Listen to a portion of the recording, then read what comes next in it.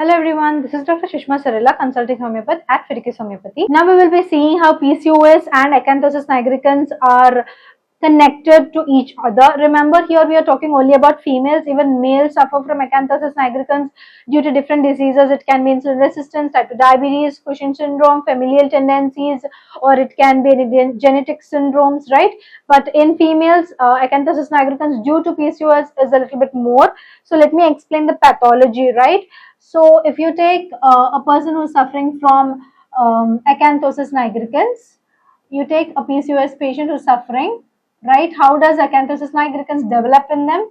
PCOS has a characteristic feature of insulin resistance or hyperinsulinemia. What is hyperinsulinemia and this insulin resistance? You have to understand that if, for example, my blood sugar is 80, right? I've just had a chocolate, and after some time my blood sugar rises up to 140. Okay, so what does the brain does is that the brain thinks that since the blood sugar is high and the cells need this blood sugar for day-to-day work, what does that do? It tells the pancreas to secrete insulin, and when the insulin is secreted, the cells have a lock and insulin is like a key.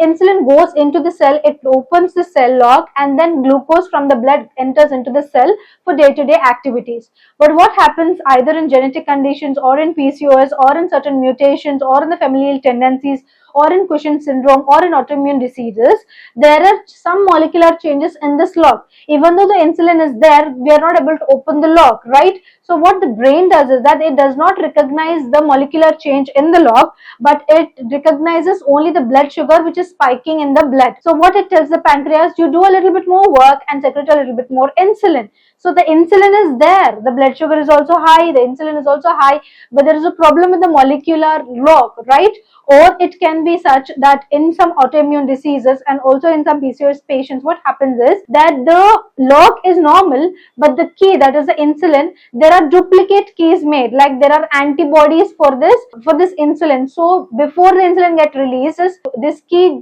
which is just like insulin, goes and attaches to the lock, but it does not open the lock. So the glucose is not going from the blood into the cell.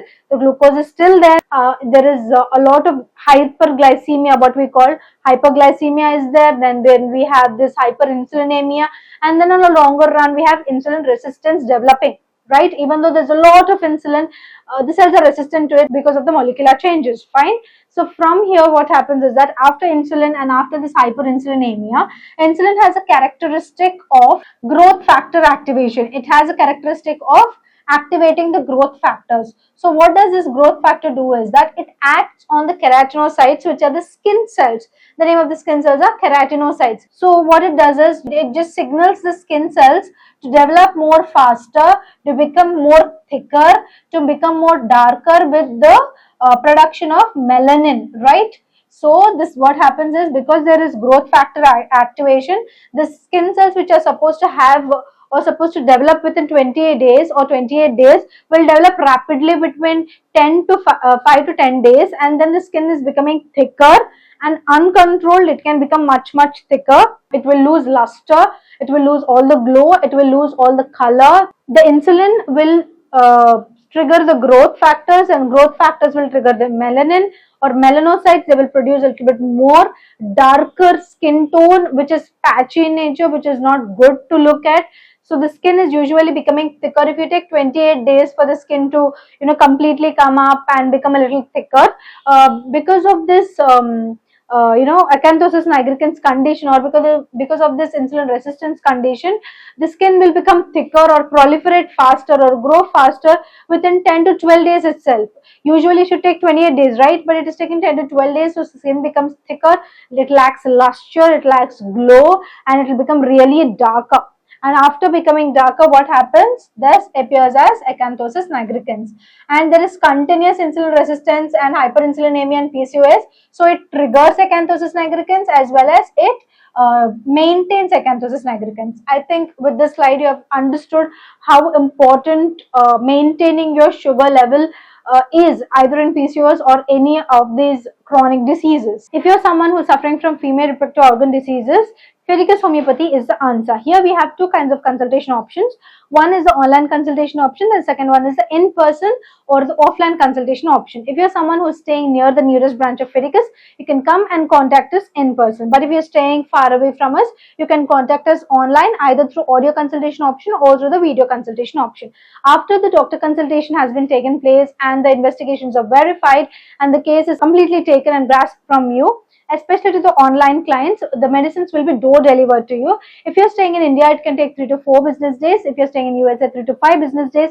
Apart from that, anywhere across the globe, we can take 4 to 8 business days for our medicines to reach your doorstep. If you want to get in touch with us or contact us, you can call us, WhatsApp us, or messages on the number which is given here. Apart from that, if you still want to know about Fideicus Homeopathy, you can check our website www.fideicus.com. If you're someone who's suffering from female reproductive organ diseases, you've understood how homeopathy is a better choice for lifestyle disorders.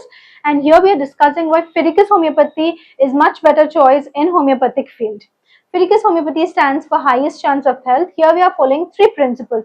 The first being that we are already dealing cases with PCOS, PCOD, acanthosis nigricans, hirsutism, hair fall, bulky uterus, fibroids, adenomyosis, endometriosis, cervical erosion, and we are having very high success rate in treating them. Apart from that, the treatment here at Fideicus Homeopathy is transparent, which means there is no gray area between the patient and the doctor. The doctor will clearly explain to you the prognosis of the case, right? And then we have personal care cure at Fideicus, which is top notch. All your queries, all your questions will be answered. We will be educating you on your disease. So if you want to choose cure, if you want to choose health, choose Fideicus Homeopathy.